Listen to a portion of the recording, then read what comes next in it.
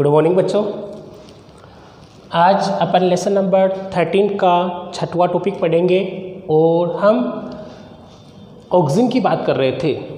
मैंने आपको oxygen, gibberellin, cytokinin इनके बारे में बताया था, ठीक है। तो वर्धीकारक हार्मोन या फाइटो हार्मोन की बात कर रहे थे अपन। तो उसमें अपन कौन सा पढ़ रहे थे? ऑक्सीजन के बारे में अपन पढ़ रहे थे। तो ऑक्सीजन के बारे में अपने शुरुआत कर ली थी, ठीक है।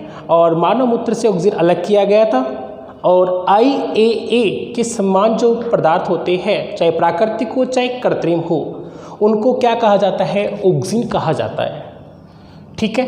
अब उसके बाद में कल मैंने आपसे क्वेश्चन किया था, या इस टॉपिक से क्वेश्चन किया था मैंने आपसे कि जो फाइटो हार्मोन किसने नाम दिया था?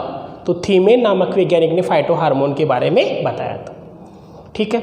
एक जो कल आपका टेस्ट होगा या गुरुवार को जो टेस्ट होगा, उसके अंदर जितना आज तक पढ़ा दिया, यानी बुधवार तक जितना पढ़ा दिया लेसन नंबर 13 का, उसका टेस्ट होगा, ठीक है।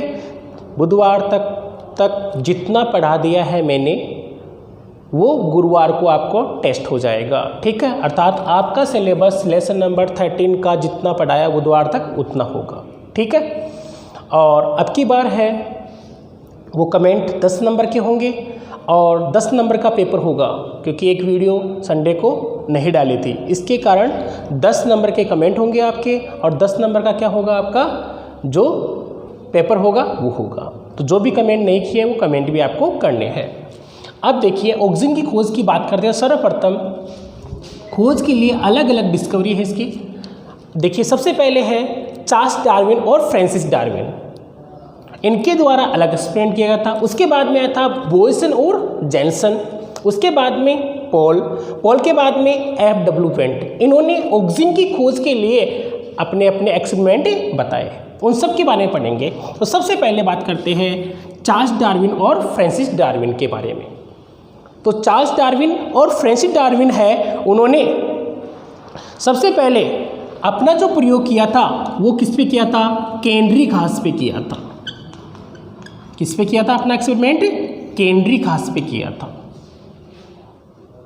और इसके बारे में उन्होंने जो प्रयोग किया था, चार्ल्स डार्विन और फ्रांसिस डार्विन ने 1881 के अंदर अपना एक्सपेरिमेंट किया। और उन्होंने किस पर एक्सपेरिमेंट किया? कैनरी घास पर किया। और कैनरी घास पर जो प्रयोग किया था उसके बारे में एक पुस्तक थी, उसका वर्णन किया गया था, the power of movement, the power of movement in plants.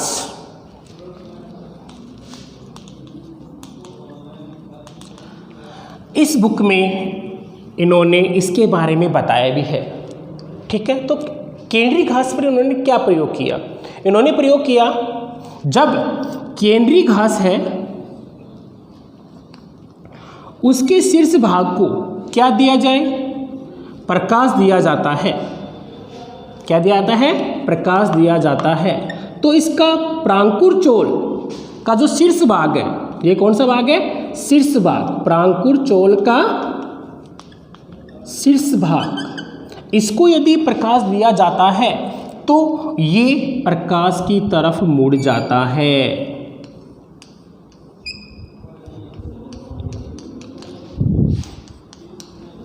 तो प्रकाश की तरफ मुड़ जाता है।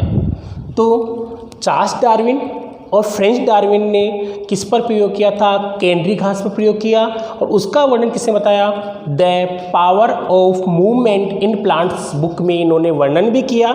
और इन्होंने क्या किया, जब कैनरी घास है उसके प्रांकुर चोल के शीर्ष भाग को जब प्रकाश दिया, तो ये जो प्रांकुर चोल का शीर्ष भाग है वो किधर की तरफ मुड़ गया? प्रकाश की ओर मुड़ जाता है, ठीक है। तो ये प्रयोग किसने किया था? चार्ल्स डार्विन और फ्रांसिस डार्विन ने। और इस प्रयोग से क्या निष्कर्ष निकलता है? निष्कर्ष है कि शीर्ष भाग में कुछ ऐसे रसायन पाए जाते हैं जिसके कारण ये किधर की तरफ मुड़ जाते हैं? प्रकाश की तरफ मुड़ जाते हैं। जो किधर की तरफ मुड़ जाते हैं? प्रकाश की तरफ मुड़ जाते हैं। अर्थात शीर्ष भाग में बनने वाला पदार्थ कुछ नीचे की तरफ आ जाता है, जिसके कारण इसमें क्या आ जाती है, वक्रता आ जाती है। इन्होंने क्या कहा कि शीर्ष भाग में बनने वाला कुछ जो रसायन है या पदार्थ है वो नीचे की तरफ आने के कारण इसमें क्या आ जाती है, वक्रता आ जाती है। ये किसने किया था, चार्ल्स डार्विन ने बताया था। उसके बाद में दूसरा जो वैज्ञानिक है वो है बॉयसन व जेन्सेन। तो देखिए, हाँ, इसके बाद अपन देखते हैं दूसरा जो प्रयोग किया है वो बॉयसन व जेन्सेन ने किया था ऑक्सीजन के लिए। ठीक है, बॉयसन व जेन्सेन ने 1910 से 1913। तो बॉयसन और जेन्सेन ने किस पर प्रयोग किया था, जई। देखिए, चार्ल्स डार्विन, फ्रांसिस डार्विन ने किस पे प्रयोग किया था, केंद्रीय घास पे, जबकि इसने किस पे किया था, जई, एविना सेटाइवा, इस पर अपना प्रयोग किया। तो कैसे किया, तो बॉयसन जेन्सेन ने क्या किया कि जो सामान्य जई है उसको प्रकाश दिया, और प्रकाश देने पर जो इसका शीर्ष भाग है वो प्रकाश की तरफ मुड़ जाता है, अर्थात प्रकाश की ओर वक्रता आ जाती है। पहला प्रयोग क्या किया इन्होंने, जो जई है उसको क्या दिया, प्रकाश दिया, यानी जिस साइड से प्रकाश दिया उधर की तरफ है उसमें क्या आ गई है, वक्रता, प्रकाश अनुवर्तन बोल सकते हैं इसको। तो प्रकाश की तरफ है वो शीर्ष भाग क्या हो जाता है, मुड़ जाता है, उसमें क्या आ जाती है, वक्रता आ जाती है। ठीक है, फिर क्या किया इन्होंने, इस शीर्ष भाग को इसने क्या कर दिया, काट दिया। शीर्ष भाग को क्या किया इन्होंने, काट दिया, और फिर प्रकाश दिया, और प्रकाश देने पर प्रकाश की तरफ ये हिस्सा नहीं मुड़ता है।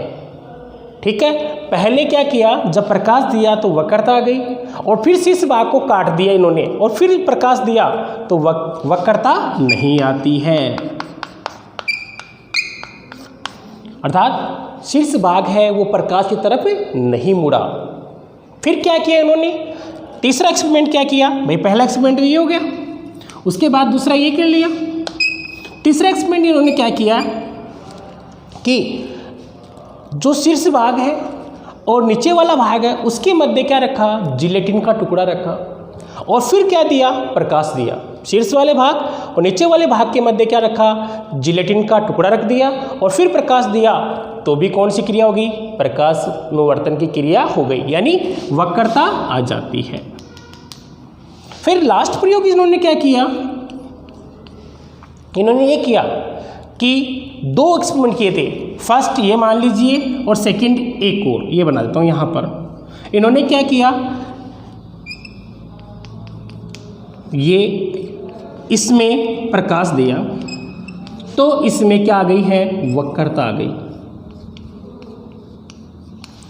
देखना यहाँ पर इन्होंने प्रकाश की तरफ, यानी प्रकाश की तरफ क्या रखा, अभ्रक का टुकड़ा रखा, पूरे में नहीं आधे में, और फिर क्या दिया, प्रकाश दिया, तो इसमें कौन सी क्रिया हो गई, वक्रता आ गई।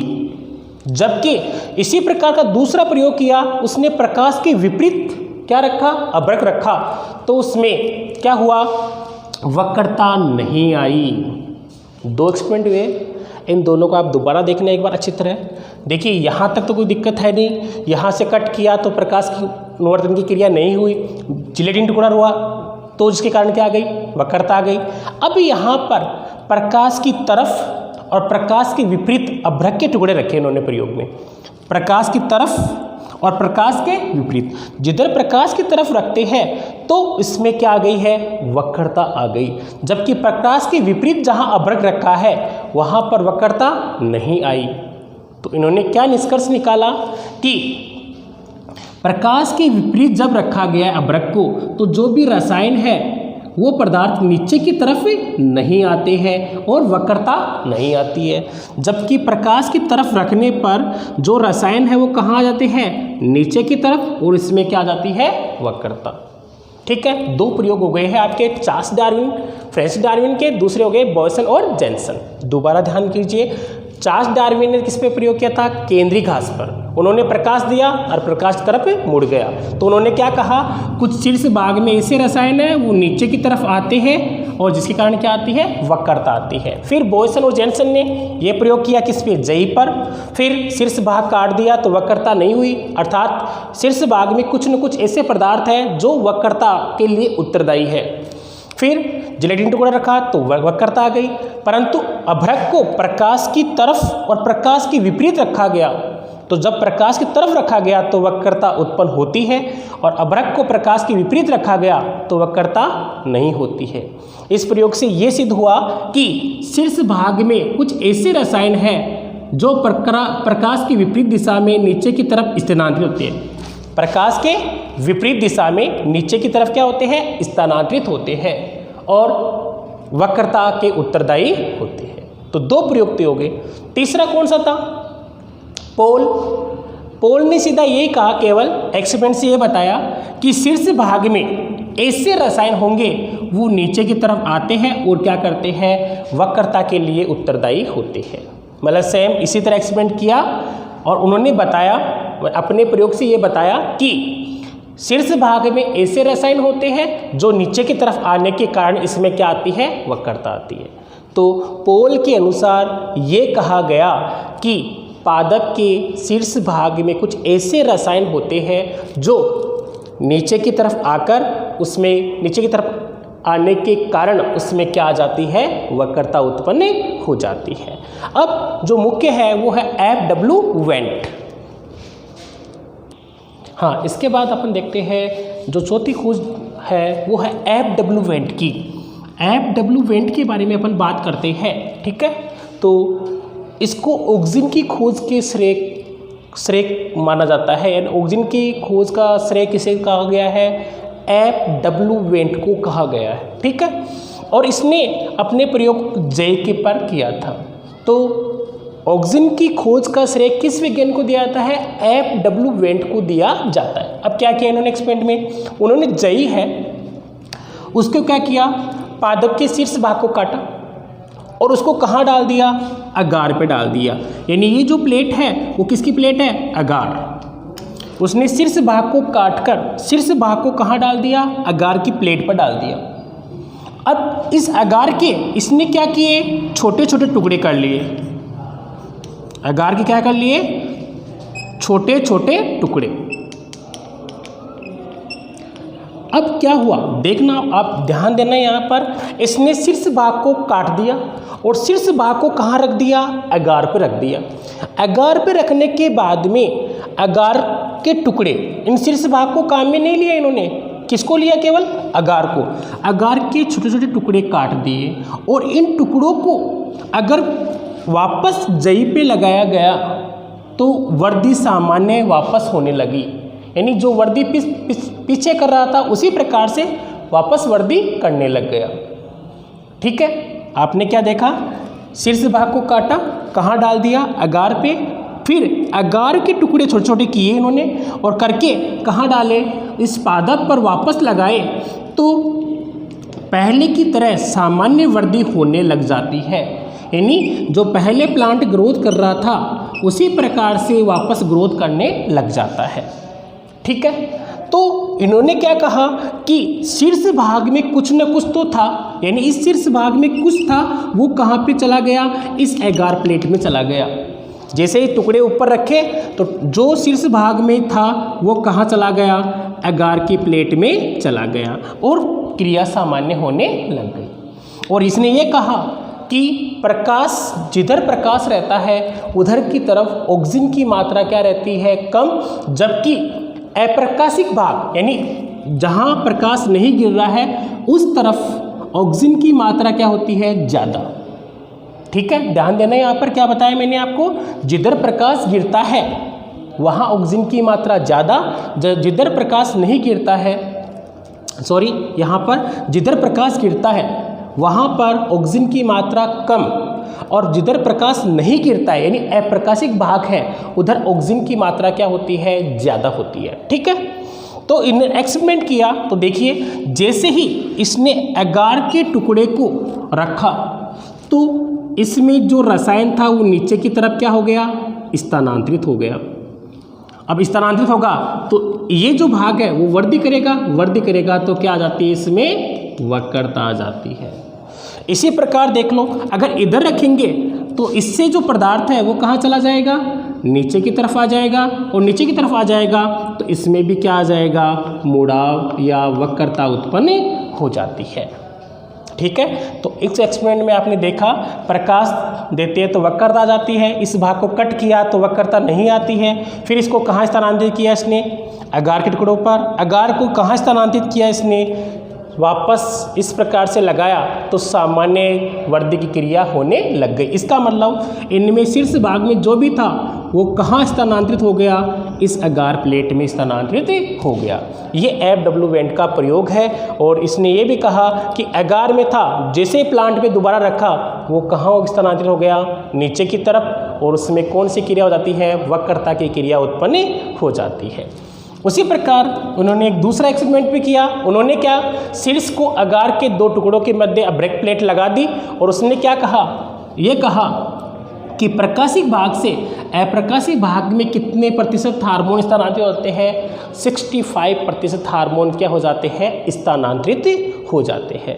और स्थानांतरित होने का, मान लीजिए यहाँ पर हार्मोन स्थानांतरित हो गए तो इसमें क्या होगी, ग्रोथ अधिक होगी। और ग्रोथ अधिक होगी तो वक्रता उत्पन्न हो जाएगी। जैसे देखिए यहाँ पर, जैसे मैंने यहाँ पर एक ये संरचना बनाई है, ठीक है। अगर आपने यहाँ अब्रक की प्लेट रखी है तो अब यहाँ पर जो अगार का टुकड़ा, अगार का टुकड़ा आपने जो यहाँ पर रखा है उसमें रसायन कहाँ आ जाएंगे, नीचे आ गए। अब नीचे आ जाएंगे तो यहाँ ऑक्सीजन की मात्रा क्या हो गई है, अधिक हो गई। और ऑक्सीजन की मात्रा अधिक हो गई तो इसमें कौन सी क्रिया हो जाती है, वक्रता उत्पन्न हो जाती है। यानी ये भाग अधिक वृद्धि करेगा जबकि ये भाग क्या करेगा, कम वृद्धि करेगा, जिसके कारण इसमें क्या आ जाती है, वक्रता उत्पन्न हो जाती है। ठीक है। तो इससे ये है कि जिधर प्रकाश रहेगा उधर ऑक्सीजन की मात्रा कम और अप्रकाशिक भाग में ऑक्सीजन की मात्रा ज़्यादा बन जाने के कारण वो भाग है अधिक वृद्धि करेगा, जिसके कारण उसमें क्या आ जाती है, वक्रता उत्पन्न हो जाती है। ठीक है, ये टॉपिक कंप्लीट। फिर ये भी कहा कि को जो प्लांट है, पादप है, उसकी जो जड़ है, ठीक है, जड़ भाग में ऑक्सीजन वृद्धि को क्या करता है, संदमित करता है, अर्थात वहाँ वृद्धि को रोकने का कार्य करेगा। इस कारण जड़ें क्या हो जाती है, मुड़ जाती है। ठीक है। अब आज के टॉपिक से अपना क्वेश्चन है कि ऑक्सीजन की खोज का श्रेय किस वैज्ञानिक को दिया गया है। सभी बच्चे जो भी कमेंट करने हैं वो या तो मेरे व्हाट्सएप नंबर कर दे या आप वहीं यूट्यूब पर कर दे और उसके नंबर आपके ऐड किए जाएंगे। तो सभी बच्चे को जो भी पीछे वाले कमेंट है वो करने हैं। और जितना बुधवार तक पढ़ाया गया है गुरुवार को टेस्ट में आएगा। Thank you.